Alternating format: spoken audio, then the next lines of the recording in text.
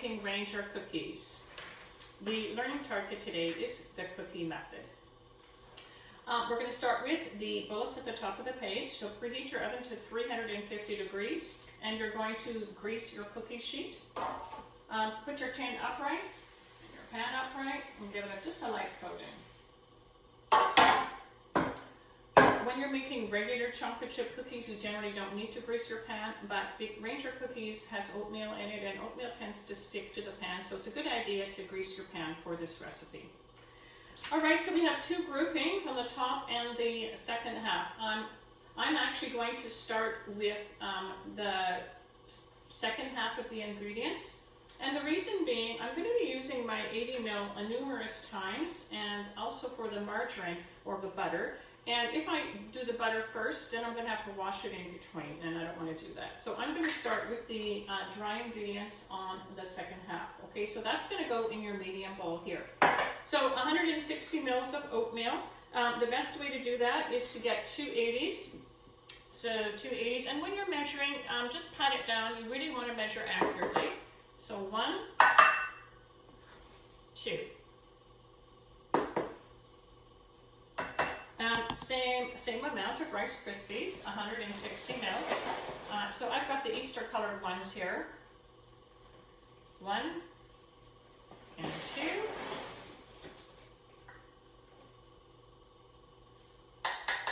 And 220 mils of flour. Best way to do that is 2 80s and a 60. So, and here, just level off. So 2 of the 80s. 1, 2, and the 60. 60 mils of coconut. So I've got some coconut here. It's just, if you have the unsugared kind, that's great. So just plain coconut.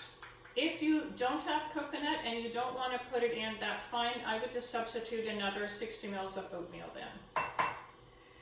And then to that, you're going to add 2.5 mils of baking powder and baking soda. So this is the magic baking powder, and this is the magic the baking soda. Just make sure you level it off. One of each. 2.5. And then it says 60 mils of chocolate chips.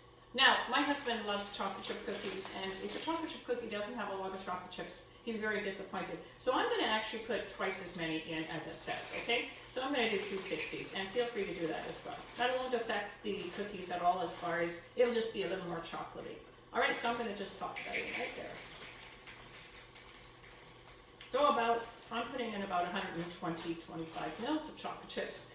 You can use whatever kind. I'm using dark chocolate chips, but you can use any kind of flavoring that you would like. All right, so that's done. So in my large bowl, I'm going to put the first 3 ingredients in, and I'm going to do the sugars first, so I don't have to wash my 80 ml over. So brown sugar and white sugar.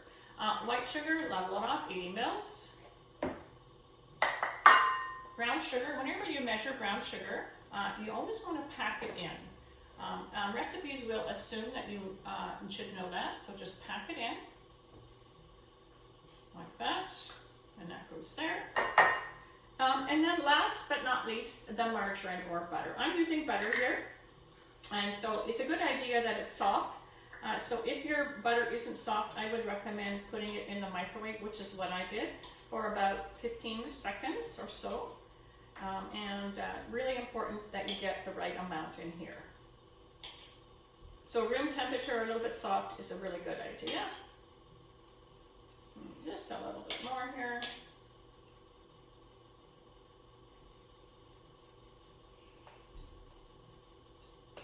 All right, and then that gets, use your scraper to get it out.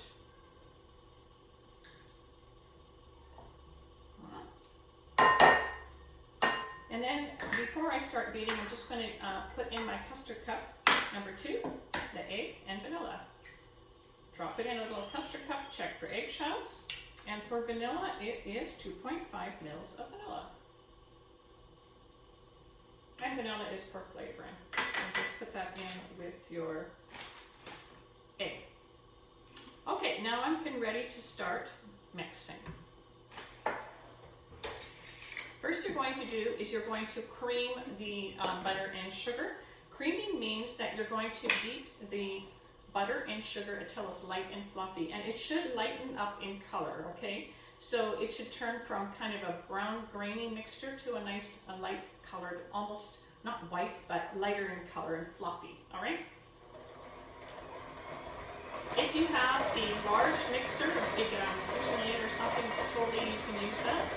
When you start it on low just to bring it together, because otherwise if you start on high right away, it will just fly all over the place, okay? And you can see it is starting to fly a little around a bit.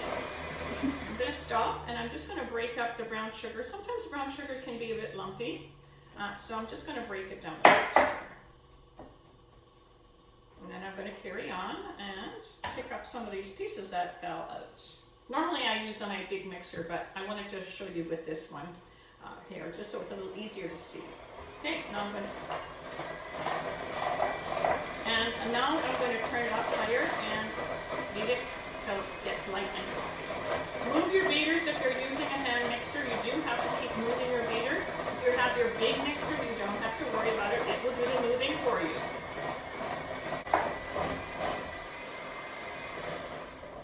Okay, so I've beaten it for about 2 minutes, and you're looking for a lighter in color, and it should be smooth and creamy looking. Now I'm going to add the egg and vanilla, and now I don't want to overmix it, just until it lightens up and mixes together really nicely.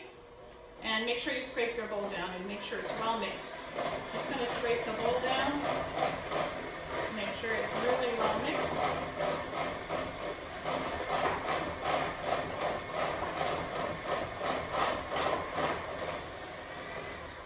And that is all you want to do. You don't want to overmix this section. So nice and fluffy looking with the egg mixture.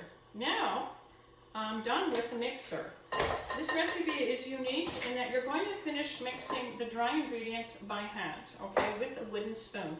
And the reason is that you have Rice Krispies in there, and if you use the electric mixers, the Rice Krispies are going to just crunch up. So you want to keep the Rice Krispies intact. So the best way to do that is by mixing it by hand, okay?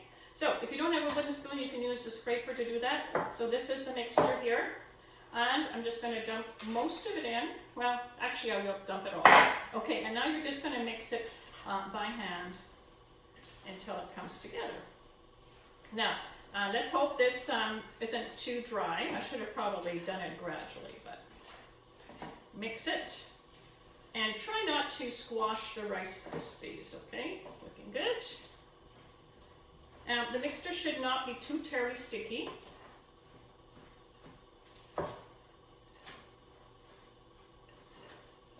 And then you're going to shape this into balls and put it on the cookie sheet, the grease cookie sheet. It should make about 12 or 15 cookies. So it's up to you how many you want to make. And it's looking good. All right, I'm just going to finish this off here with the rubber scraper.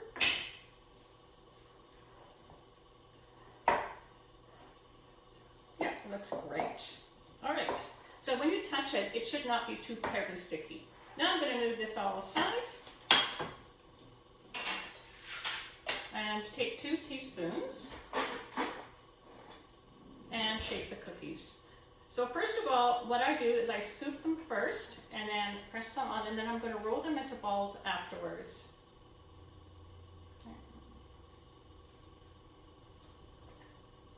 So mine have little green flecks in them from the Easter Rice Krispies.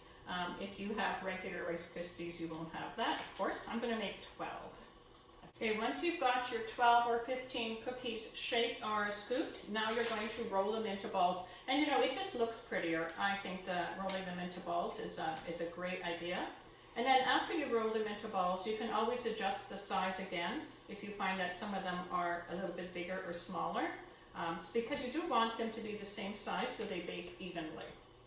Okay, my cookies have been shaped into 12 balls, and I've rolled them nicely. Now, this is your chance to take one look to see if they're all the same size and then reshape them if you need to. Make sure they're all the same size, okay? I'm going to take them to the oven, and we're going to bake them for 12 to 15 minutes. It really will depend on your oven. And it is a good idea to rotate your pans front to back halfway through, just for even baking. So about 12 to 15 minutes, and what we're looking for is golden brown around the edges, all right? So.